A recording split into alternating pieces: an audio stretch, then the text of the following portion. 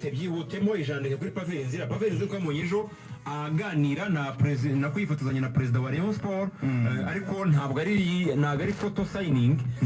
bari fotozanyije bisanzwe gusa abantu baravuga yarasinye cyangwa ni kwa kundi nyine aba sportif bahura ariko ira foto si yo mu muhanda si y'ahantu abantu bafatira ka cyayi ngo ni mu isoko cyangwa igurura bona murabe mufashe selfie kwera ko mwashaka kwifotoza n'undi ubona ko ni foto yafotowe ahantu babumvikaniye ko bagomba guhurira. Yego kandi ikindi abantu bamenye ko ira foto atari yo ku munsi w'ejo, ira foto imaze iminsi yafashwe rwose nko mu cyumweru gishize, ubwo ni igihe ibiganiro byarimo hagati ya Rayon Sport ndetse na Paveri Nzira, uyu muzamu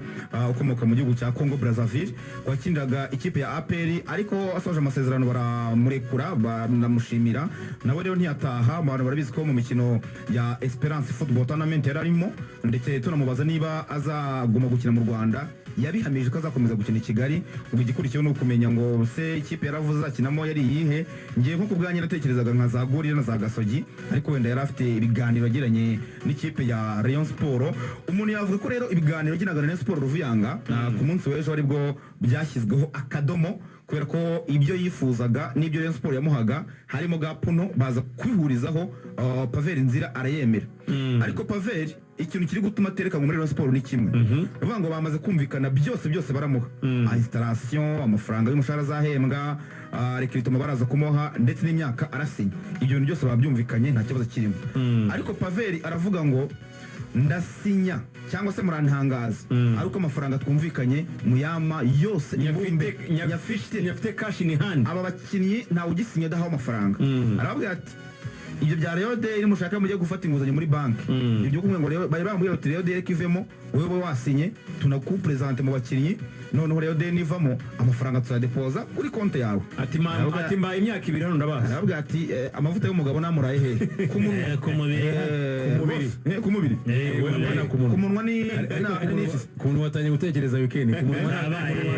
ariko hari undi mugabo urimo ku munwa n'agacupa yani icupa ry'umugabo icupa ry'umugabo rero muraye ku munwa. Ubwo ndavuga amavuta muraye ku mubiri barashaka muraye ku mubiri ariko yana muraye ku mubiri nako gacupa agashyira ku munwa. Ubwo ikintu kiri gutuma rero adasinya nuko bataramuha amafaranga yose ya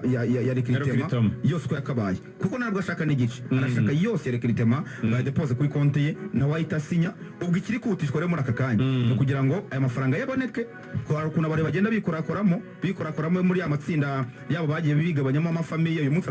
araza no gushimirwa aya mafamiye, bari gushaka rero uburyo bayamwishyura kugira ngo aze kugaragara muri Rayon Day. Ubwo bigenze neza amafaranga akaboneka, Paveri Nzira baraza kumubona mwiza muri Rayon Sport, ngo n'umutoza ahita amubanzamo. Umutoza rwavuga ati mwihutishe ibijyanye no gusinyisha Paveri ze kuza kumubanzamo ko nimuzamubona wakemura ikibazo kizamura. Kandi kantu namenye kuri Paveri Nzira, naganiriye n'umuntu baganiriwe ku giti cye ngo nashaka sezita azajya kino match za Peri gusa. Nukuntu Peri yamusezereye atari performance yagize mbi mu kibuga, ukuntu yatandukanye nayo, ngo nashaka azajya kina match za derby gusa. Ngo Rayon Sport kuri derby izajya itegura 70%, akandi naka Paveri Nzira. Ngo niba abantu barabonye uburyo Ruvumbu yiteguriraga derby, ngo nabyo Paveri Nzira azaba ari gukora muri Rayon Sport muri no saison igiye kuza. Ngo ukuntu APR yamwirukanye igomba kuzabyishyura cyane cyane kuri derby. Ngo niho hantu azajya agaragarira Paveri Nzira. Paveri mwizamu ya Rayon Sport uri gukina na APR. Icyo nakunze ni kimwe,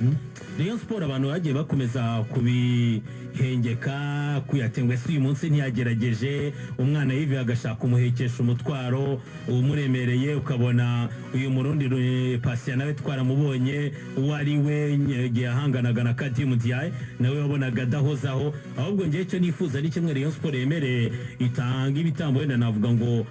mu kwemera kugira ibyo bigomwa bagabanye n'uyu mubare w'abazamu. Nekereza ko ari umwanya wo kuvuga ngo ese ndagumana hagati ya Kuyatena ndi kuri yo, niba ari kuyatoguma pasi we ngarasubira mu magaju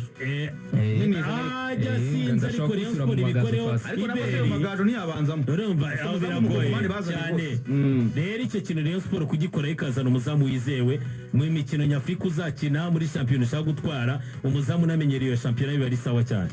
yego ngayo rero nguko tubwire abareyo n'abandi bakunzi b'umupira w'amaguru mu Rwanda yuko uyu mukino wa Rayon Sport na Yanga uza gutambuka kuri Radio Rwanda Kabisa. 5-5 rwose tuza kubagezaho Igiswahili ubashije kugura tike aze gukurikira Radio Rwanda igiswahili ndimo ragenda nkiga gake gake rugangurungore muri lokari Rugangura ibintu araza kuba aturagurika ari gusoma izo bita musamiyati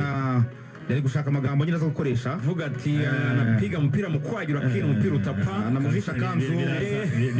biraza kuba ari umuriro kuko iyi kipe ya Yanga abantu batavuga ati mudatire yahiya basi na ba Clemente Mzize nibahari ikipe irakomeye ba Mohamed Doumbia nahoze mbona umukinnyi mwiza ibaze gukura umukinnyi muri Slovani Liberec abantu bazi ukina imikino y'i Burayi Celestine Kuwa nawe ari hariya Pacome Zouzoua bafite Bala Conte Maxi Pianzengeri Israel Patrick Mwenda yes kabisa na n'uyu musore w'umudefanseri Malik Bwana abatipe barahari benshi cyane babahanga cyane yangiraza gutanga bashobora gukora sold out byanze bikunze barakora sold out abana ngo bashobora kuza gushyika mu saa 8 sold out tayari yaba stade iraba yuzuye cyane ganira pa Dynamo APR hanyuma APR ngira ngo ku isa 4 hari tugejeje ikiganiro n'itangazamakuru kuri office ya APR hari ya Kimihurura nicyo nababwira yagomba gutanya ku isa 4 Samiri ariyo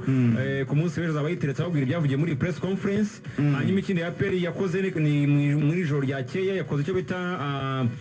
Garadina hari abakire batandukanye benshi cyane bakunda APR ntarondora amazina ariko kandi ni Garadina ndetse ririmo umuyobozi w'icyubahiro wa APR cyangwa se wahoze chairman wa APR ni General Mbaraka Muganga Fande CDS nawe yari ahari ni ibiro rero byabereye hariya ku kiraro gikuru cya Minisiteri y'Ingabo hariya RDF headquarters mu by'ukuri byari ibyishimo kuri bo basangira baganira bavuga bati ikipe yacu ni iki kibura abakire batizeka tuyimenemo agafaranga ntimukajye mwivuna n'ubwo wenda muri Minisiteri y'Ingabo ariko hari ubwo nyine natwe twatanga support none mwebwe mukaza muduha izindi mbaraga cyangwa se muduha backup ngo bakusanyije amakuru nari mfite nuko hafi miliyoni 500 zageze kugira ngo byibuze APR ivuga iti nubwo Menadef izagizana amafaranga kuko turi ikipe ya Menadef ariko n'abakunzi ba APR bagire miliyari z'abakinnyi barimo bagiye guramo nk'abakinnyi cyane cya miliyari ni ikintu cyiza cyo kuzirikana n'ijete nziza ku bakunzi ba APR ubwo umuntu yanabishima ubwo wenda abantu babibonye ko ikipe bazakina no ku cyumweru na Power Dynamos mu nkera y'abahizi ikipe ya Power Dynamos rero yamaze kugera i Kigali abantu barabibonye ko yahageze ku isa 4 zuzuye z'ijoro ni ikipe ikomeye cyane abantu bagomba kwitondera ni ikipe nabonye yarashinzwe mu 1971 nyuma y'imyaka 20 gusa bahise batwara Africa Cup Winners Cup birumvikana ko yari ikipe ya mbere itwaye iki gikombe yo muri Amerika y'Amajyepfo ufasha Amerika y'Amajyepfo yose niyo kipe ya mbere itwaye iki gikombe cya Africa Cup Winners Cup birumvikana ko ni ikipe y'ubukombe ni ikipe nabonye ifitemo abakinnyi basanzwe banazwi nk'uyu musore witwa Joshua Mutale yahoze mu ikipe ya Simba Joshua Bondo Mutale umwe mu bakinnyi beza hagati kabisa Kennedy Musonda yahoze mu ikipe ya Yanga nawe ari muri ikipe hari abandi bakinnyi bavanye muri Chipa United ndetse n'ikipe yitwa Sekunda United na makipe yo muri Afrika y'Epfo bafite mu defense witwa Frederic Mulambya abantu bazamubona mu defense umuhanga cyane kabisa hanyuma bafite umutoza witwa Oswald Mutapa uyu Mutapa ariko uziko izina Mutapa ari izina ry'ibwami buriya Mutapa ni izina ry'ibwami umutoza ukomeye cyane we ufashe ikipe begukanye igikombe cya shampiyona umwaka ushize w'imikino cyari icya 8 begukanye urumva ko kabisa ku bikombe naho bariteretse cyane bamaze kwegukana ibikombe 7 by'igihugu urumva ko naho barimo neza hanyuma ikiri cyo kwitondera iyi Power Dynamos imwe mu makipe atanga abakinnyi benshi mu kipe y'igihugu ya Zambia ikipe y'igihugu ya Zambia yari mu gikombe cya Afurika ubushize n'ubu muri Maroc bazaba bariyo urumva Zambia urumva bafite abakinnyi nabo batanze muri Chan Deja ni nango umwanya mwiza wo kugira ngo umutoza testing n'abangaba yazanye kugira ngo arebe nabo yatanze muri Chan ni baramukagarutse icyo bizatanga ejo bundi Power Dynamos yakinaga na Zesco United muri Charity Shield birangira Zesco batsinze 2-0 ariko ni equipe umutoza avuga ko we gutsindwa ntacyo byamutwaye kuko ari gutegura equipe kandi yiteguye ko nahuza group yose hamwe equipe ikagira automatisme n'igikombe yezeza abakunzi abakunzi ba ekipi ya Power Dynamos ko n'umwaka utaha bagitwara cyane. Ubwo rero ni ku cyumweru, match ni ku isaha saa 9 zuzuye muri stade Amahoro. Ubwo n'abafana ba PL nabo bakomeje kugura amatike kugira ngo bazarebe uyu mukino. Abafana ba PL nabo nabonye batuje, ariko hari icyo bari gukora, barashaka kuza bari benshi muri stade Amahoro. Ubwo nyine bareba iyi match ya Power Dynamos ndetse n'ikipe ya PL, bizabana byari ibindi birori ku cyumweru. urubuga rw'imikino ko turusoje, reka tuzahure ku munsi w'ejo